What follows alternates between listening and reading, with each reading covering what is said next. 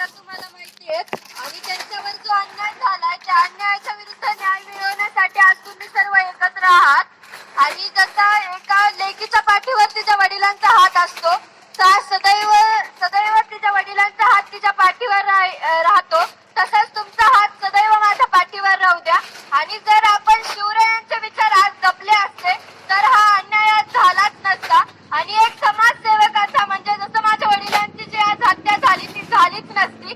माझी एकच प्रशासनाला एकच विनंती आहे की जे आरोपी आहेत त्यांना कठोरात कठोर शिक्षा झालीच पाहिजे.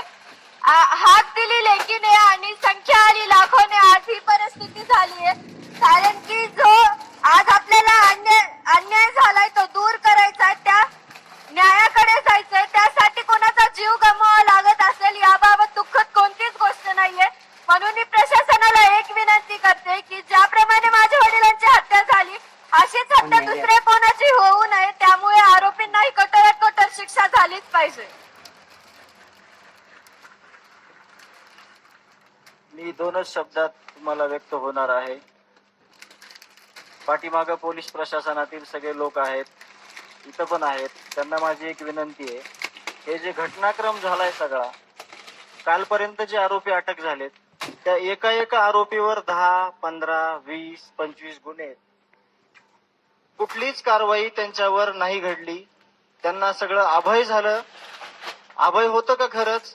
त्यांना कुणीतरी पाठीराखे होते म्हणून ह्या घटना घडल्या. माझा भाऊ आज जिवंत असता जर सगळ्या गोष्टी ज्या ती त्यावेळेस केल्या असत्या आणि ही संघटित गुन्हेगारी बीड जिल्ह्यातील आहे आणि या संघटित गुन्हेगारीला जर कायमचा ताळेबंद करून एक महाराष्ट्राला आदर्श दाखवून द्यायचा असला तर माननीय मुख्यमंत्री साहेब तुम्ही आम्हाला आश्वासन दिल्याप्रमाणे तुम्ही अधिवेशनात बोलल्याप्रमाणे तुम्हाला आतापर्यंत सगळ्या गोष्टी जिल्ह्यातल्या जवळपास कळाल्यात.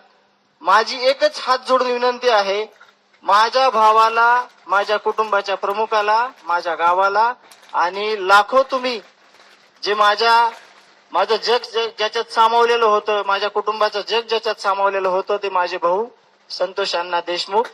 माझा आरसा होता, मी त्याची सावली होतो.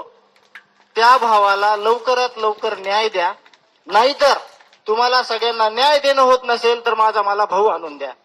एकच मागणी करतो, ह्या सगळ्या जे संघटित आरोपी आहेत त्यांचे सीडीआर काढा.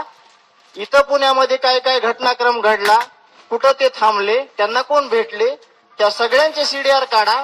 काय जितकी लाईन लागायची तेवढी लागू द्या. एकदाच दाखवून द्या असं की गुन्हेगारीला कुठेही कुणी पाठीराखण करत नाही. आरोपीला कठोरातली कठोर शिक्षा द्या. देशमुख कुटुंबाला नव्हे तर सगळ्या 18 पगड जातीला जे आज रस्त्यावर आले त्यांना न्याय द्या. एवढी माझी हात जोडून विनंती आहे.